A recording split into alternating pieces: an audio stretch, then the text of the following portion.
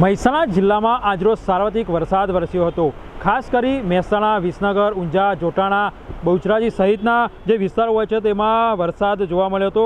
મહેસાણાની વાત કરીએ તો મહેસાણા શહેરમાં 5 ઇંચ કરતાં વધુ વરસાદ વરસતા મહેસાણા શહેરના નીચાણવાળા વિસ્તાર પાણી થયા હતા। ત્યારે મહેસાણા શહેરના મોઢેરા ચોકડી નજીક આવેલ બસ સ્પોટ પણ પાણીમાં ગરકાવ થયા હોય તેવા દ્રશ્યો હાલમાં ન્યૂઝ 18 ગુજરાતીના સ્ક્રીન પર દેખી શકો છો। તમે જોઈ શકો છો થોડા સમય પહેલાં એટલે થોડા વર્ષો પહેલાં અહીંયા બસ સ્પોટ બનાવવામાં આવ્યું હતું, પરંતુ વરસાદી પાણીની યોગ્ય નિકાલની વ્યવસ્થા ન થતાં હાલમાં વરસાદી પાણી હોય છે તે બસ સ્પોટ પર જોવા મળી શકે છે। અહીંયાથી અનેક મુસાફરો અહીંયાથી પ્રસાર થતા હોય છે, અહીંયા આવતા હોય છે, બસોની અવરજવર થતી હોય છે, પરંતુ આ જે દ્રશ્યો તમે જોઈ શકો છો કે એક તળાવ હોય તેવા દ્રશ્યો હાલમાં જોવા મળી રહ્યું છે। સામાન્ય વરસાદમાં જ આ રીતે પરિસ્થિતિ જોવા મળતી હોય છે, ત્યારે આજે 5 ઇંચ કરતાં વધુ વરસાદ વરસતા હાલમાં જે બસ સ્પોટ હોય છે તે તળાવ જેવી સ્થિતિમાં નિર્માણ થયું હોય તેવું હાલ દેખાઈ રહ્યું છે। ત્યારે સ્થાનિક લોકો અને જે મુસાફરો હોય છે તેમની માંગ છે કે બસ સ્પોટ તો નવું બનાવ્યું, પરંતુ તેની વરસાદી નિકાલની યોગ્ય વ્યવસ્થા કરવામાં આવે, જેથી કરી તેઓ જ્યારે અહીંયા બસ સ્પોટ આવે તો તેમને કોઈ પણ મુશ્કેલીનો સામનો કરવાનો વારો ના આવે। કેતન પટેલ, ન્યૂઝ 18 ગુજરાતી, મહેસાણા। મધ્ય ગુજરાત અને સૌરાષ્ટ્ર બાદ મેઘમહેર હવે ઉત્તર ગુજરાત બાદ જોવા મળી રહ્યું છે। ખાસ કરીને મહેસાણાની વાત કરીએ તો મહેસાણામાં આજે સવારથી 3 ઇંચ કરતાં વધુ વરસાદ ખાબક્યો છે, જેના કારણે મહેસાણા શહેરના અનેક જે વિસ્તારો હોય છે તે પાણી થયા છે।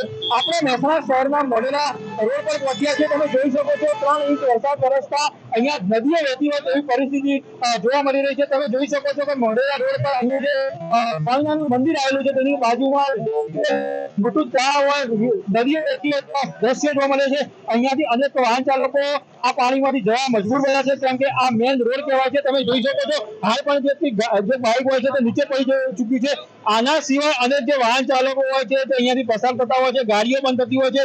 વારંવાર આ જે વિસ્તાર હોય છે તેમાં પાણી ભરાઈ જઈ ચૂક્યું છે। સ્થાનિક લોકો અનેક વખત રજૂઆત કરી ચૂક્યા છે। આજે વરસાદી પાણીમાંથી અહીંયા સામાન્ય વરસાદમાં જ પાણી ભરાઈ જતું હોય છે, ત્યારે આનો નિકાલ કરવો જોઈએ, પરંતુ જાણે કે તંત્ર આ તરફ ધ્યાન ના આપતું હોય તેવી પરિસ્થિતિ દેખાઈ રહી છે। તમે જ્યાં જોઈએ ત્યાં જે પાણીનું હોય છે તે પાણી દેખાઈ રહ્યું છે અને ગાડીઓ અહીંથી પસાર થતી હોય છે, બાઇક ચાલકો પસાર થતા હોય, સ્થાનિક લોકો પસાર થતા હોય છે। અહીંયા આજુબાજુ અને સ્કૂલો આવેલી છે, સ્કૂલો પર જે વાલીઓ હોય છે તે બાળકોના બાળકો સાથે પસાર થતા હોય છે, પરંતુ આ જે સમસ્યા હોય છે વર્ષોની આમના આમ જોવા મળે છે। આપણા સાથે જે સ્થાનિકો છે તેમના સાથે પણ વાતચીત કરવાનો પ્રયત્ન કરીશું કે શું કહેશો, અહીંયા આ જે સમસ્યા છે કેટલા વર્ષોથી છે અને શું કહેશો? અહીંયા હું 10-15 વર્ષથી રહું છું। અહીંયા વર્ષોથી સમસ્યા ચાલુ છે। નગરપાલિકામાંથી મહાનગરપાલિકા બની, પણ હજુ સુધી આનું કોઈ નિરાકરણ આવેલ નથી। બધા રહીશો પરેશાન છે। સ્કૂલના બાળકો, અમારા બાળકો પણ સવારે ફસાઈ ગયા હતા, એમને લેવા જવામાં તકલીફ પડી। અત્યારે જુઓ છો તમે કેટલા લોકો પરેશાન છે। અહીંયાથી વર્ષોથી આ પ્રોબ્લેમ છે કે ગ્રીન પાઇપ પાણી ભરાય છે, સરકાર તંત્ર કોઈ ધ્યાન આપતું નથી। અહીંયાથી પાઇપલાઇન નાખીને પાણીનો નિકાલ કરી એવું કોઈ જગ્યાએ કોઈ સગવડ કરી નથી।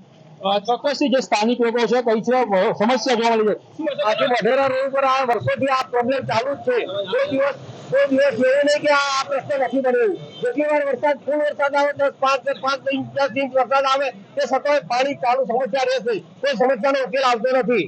શું કહેશો? આપણા ડેપ્યુટી સીએમ નીતિન પટેલ સાહેબે સરકારની મોટી સગવડ કરેલી, પણ કચરો ને એવું બધું લોકો નાખે છે, એના કારણે ગટરો બ્લોક થઈ જાય, એના સમસ્યા ઘણી વાર ઉભી થાય છે। ચોક્કસથી જે સ્થાનિક લોકો હોય છે પરેશાન થયા છે, વર્ષોથી રજૂઆત કરી રહ્યા છે, પરંતુ જે સમસ્યા હોય છે તે હાલ જોવા મળી રહી છે। કેતન પટેલ, ન્યૂઝ 18 ગુજરાતી, મહેસાણા।